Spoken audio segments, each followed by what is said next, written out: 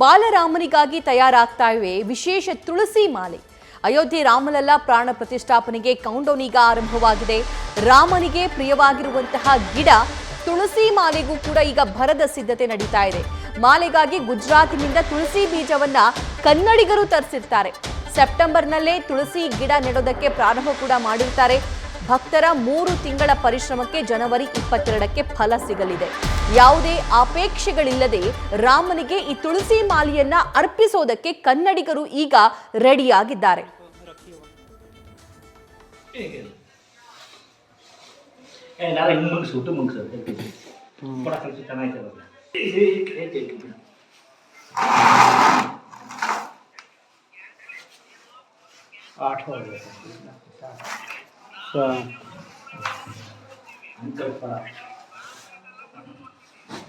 एक दो तीन चार सात सात। ओम गुरुभ्यो नमः हरि ओम। श्रीराम राम रामेति रमे रामे मनोरमे रामनाम तत्तुल्यं रामनाम वरानने. ಶ್ರೀರಾಮನ ಮಹಾ ದೊಡ್ಡದಾಗಿರುವ ವಿಶ್ವದಲ್ಲಿ ಒಳ್ಳೆಯ ಒಂದು ದೇವಸ್ಥಾನ ಜನವರಿ 22ನೇ ತಾರೀಕಿಗೆ ಪ್ರಾರಂಭವಾಗುತ್ತೆ. ಇದಕ್ಕೆ ಒಂದು ಪ್ರೇರಣೆ ಇತ್ತು ನಮ್ಮ ಶಿಷ್ಯರ ಮಧ್ಯದಲ್ಲಿ. ಆ ರಾಮನಿಗೆ ನಮ್ಮ ಕೈಯಿಂದ ತುಳಸಿ ಸೇವೆ ಮಾಡಬೇಕು ಅನ್ನೋದೊಂದು ಸಂಕಲ್ಪ ಇತ್ತು. ಈ ಸಂಕಲ್ಪಕ್ಕೆ ಬಿತ್ತನೆಗೆ ಹಾಕಿರೋರು ನಮ್ಮ ರಘು ಅಂಥವರು. ರಘು ಬಂದು ನನ್ನ ಹತ್ರ ಹೇಳಿದಾಗ ಆಯಿತು ಮಾಡೋಣ ಅಂದೆ. ಆಮೇಲೆ ನಿಮ್ಮ ನೇತ್ರದಲ್ಲೇ ಇದೆಲ್ಲ ನಡಿಬೇಕು ಗುರುಗಳೇ ಅಂತ ಹೇಳಿ ನಾವೆಲ್ಲ ಏನು ಮಾಡಿದ್ವಿ, ಒಂದು ನಾಟಿ ತುಳಸಿ ಬೀಜವನ್ನು ಗುಜರಾತಿಂದ ತಂದು ಸೆಪ್ಟೆಂಬರ್ ತಿಂಗಳಲ್ಲಿ ಅದು ಜನ್ಮಾಷ್ಟಮಿ, ಕೃಷ್ಣ ಜನ್ಮಾಷ್ಟಮಿ ದಿನದಲ್ಲಿ ಪೂಜೆಯನ್ನು ಆ ತುಳಸಿ ಬೀಜಕ್ಕೆ ಮಾಡಿ ಆಮೇಲೆ ಅದನ್ನು ಭೋಜ್ಪುರ್ಗೆ ಕಲಿಸ್ಕೊಟ್ಟು ಭೋಜ್ಪುರಿನಲ್ಲಿ ಇದನ್ನು ಬಿತ್ತನೆಗೆ ಮಾಡಿದ್ವಿ. ಅದರಲ್ಲಿ ಒಂದು 2 ಎಕರೆ ಜಾಗ.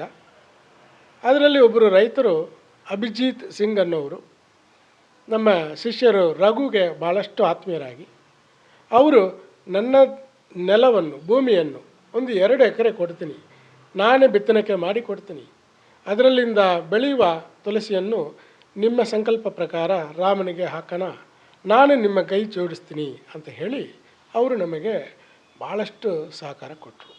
ನಮ್ಮ ಬೆಳೆಸಿರುವ ಸ್ಪೆಷಲಾಗಿ ರಾಮನಿಗೋಸ್ಕರ ಬೆಳೆಸಿರುವ ಈ ತುಳಸಿಯನ್ನೇ 22ನೇ ತಾರೀಕಿಗೆ ಅರ್ಪಣೆ ಮಾಡ್ತಾರೆ.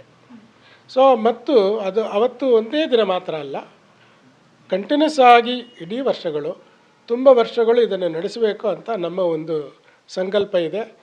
ಶ್ರೀರಾಮ ಅದಕ್ಕೆ ನಮಗೆ ನಡೆಸ್ಕೊಡ್ತಾರೆ.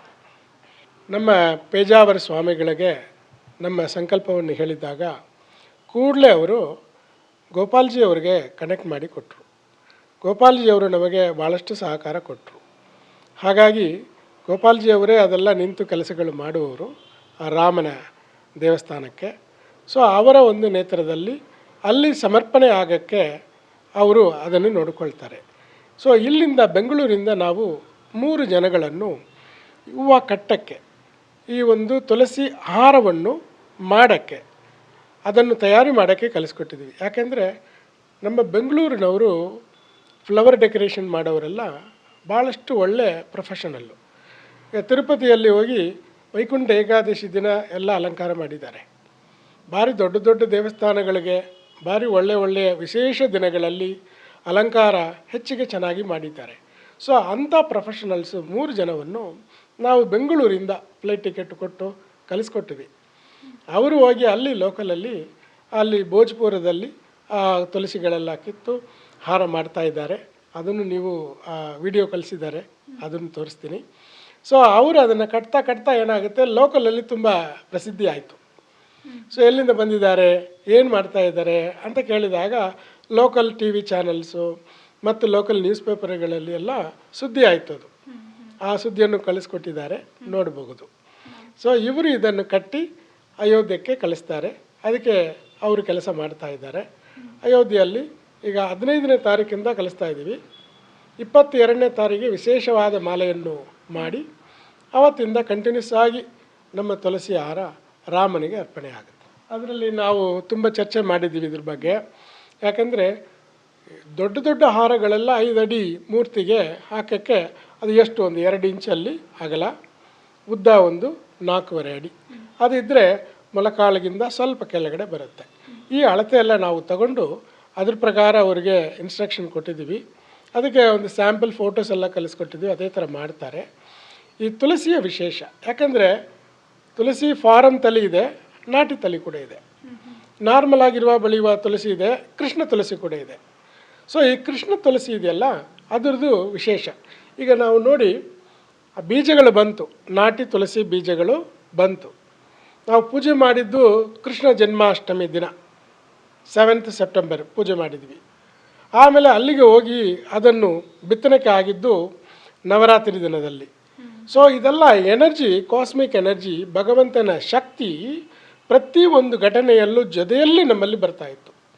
ಹಾಗೆ ಕೃಷ್ಣ ಜನ್ಮಾಷ್ಟಮಿ ದಿನ ಪೂಜೆ ಮಾಡಿ ಅಲ್ಲಿ ಬಿತ್ತನೆಗೆ ನವರಾತ್ರಿ ಸಮಯದಲ್ಲಿ ಆಗಿ ಅದು ಭಾರಿ ಚೆನ್ನಾಗಿ ಬೆಳೆದು ಅದನ್ನು ಪ್ರತಿಯೊಂದು 15 ಡೇಸ್ಗೆ ಒಂದು ಸತಿ ಫೋಟೋ ತೆಗೆದು ನಮಗೆ ಕಳಿಸೋರು ವಾಟ್ಸಪ್ಪಲ್ಲಿ. ನ್ಯೂಸ್ ಫಸ್ಟ್ ನಿರ್ಭೀತಿಯಿಂದ ನಿಮ್ಮ ಪರವಾಗಿ.